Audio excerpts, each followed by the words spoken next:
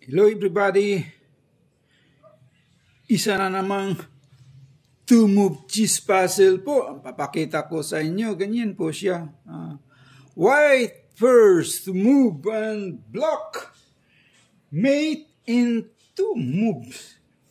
Ang direksyon ng white, pag ganyan po, pa-forward, pag ganyan po. Pag ganyan ang direksyon. Ang black, papunta rito. Ang black dito ay wala na po siyang matatakbuhan po. Nandito yung king. Mayroon siyang dalawang bishop.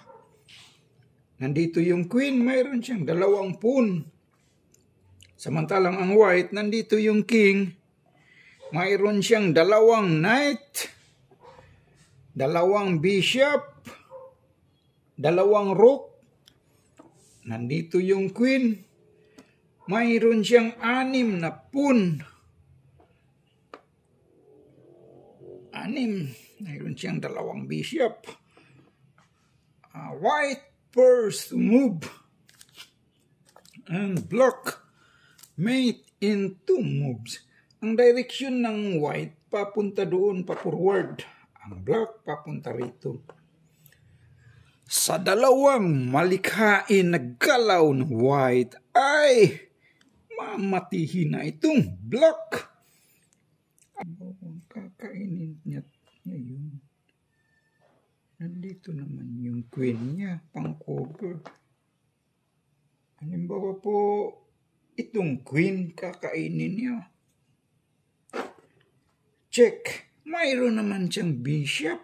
Kakainin lang din. Di wala ding mati dyan pag ganyan. Ano ba talagang tamang kasagutan dyan? White first move and block, mate in 2 moves. Sige nga, kayo nga, ano ba talagang tamang kasagutan dyan? Ganyan po siya. Sa loob lang ng dalawang malikhain ng galaw ng white ay mamatihin na itong black. White first move. Ang direksyon ng white pa-forward, papunta doon po. Ang black naman papunta rito. Ganyan po siya. Nasubukan na nating mag-check. Itong pawn, itulak. Walang mate. Ano ba talagang tamang kasagutan dyan? Hindi naman po siya pwedeng mag-check dito. Mayroon naman siyang queen pang cover. Ano ba talagang itong knight? Wala naman. Ano ba talagang tamang sagot dyan? Sige nga, kayo nga, ano talagang? Sinong mag-volunteer dyan? Mag-solve ng isang cheese puzzle na ito.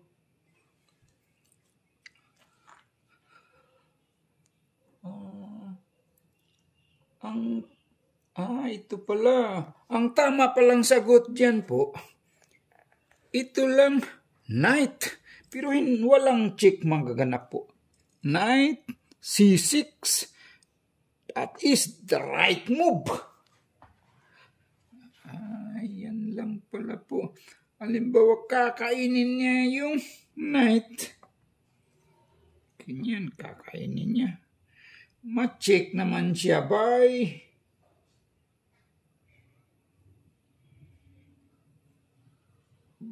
knight. I-open to check siya queen. Ma-check naman siya pag ganyan.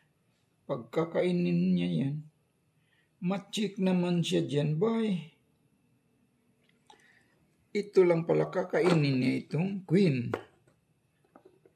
Checkmate siya dyan. Pagkakainin niya yun.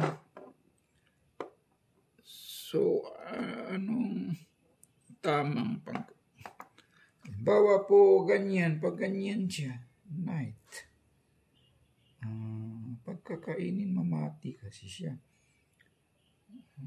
Halimbawa, tatakbo siya dito. Ay, hindi na pwedeng tatakbo siya dyan. So, ano talagang pangharang ng black dyan?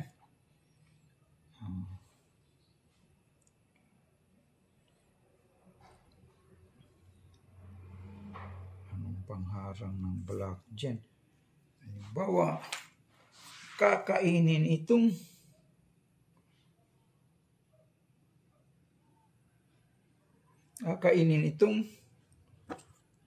queen. Ayan. Ma-check naman siya dyan by knight. I-open lang niya to. Check niya siya sa bishop. Mate po siya dyan. Hindi na pwede siya dyan. May knight, may pawn. Checkmate po siya dyan. Ano pa bang pangharang niya dyan? Halimbawa po pag ma-check na siya doon.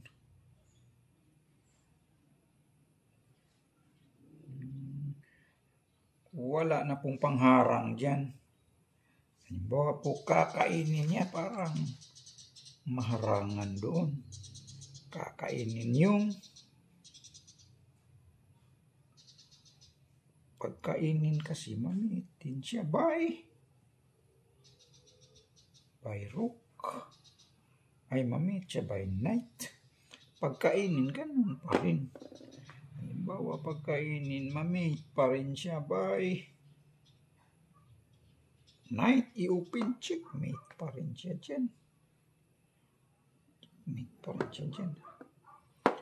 Halimbawa po, ang black, ito naman ang kakainin niya. Mamit pa rin siya. So, wala namang ibang pangharang dyan. Halimbawa kasi pag nag-check po siya dito, ang black, nagharang siya dyan. Ma-check naman siya dyan by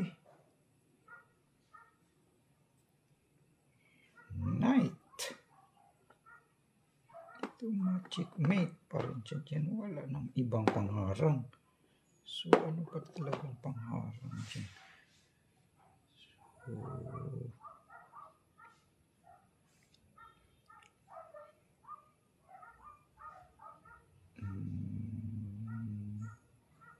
halimbawa, kakainin niya itong knight. Ganyan po. Itong king, kakainin itong knight. Ma-check naman siya dyan. Dito naman ang check ng knight. Checkmate naman siya dyan. Hindi pwedeng kainin.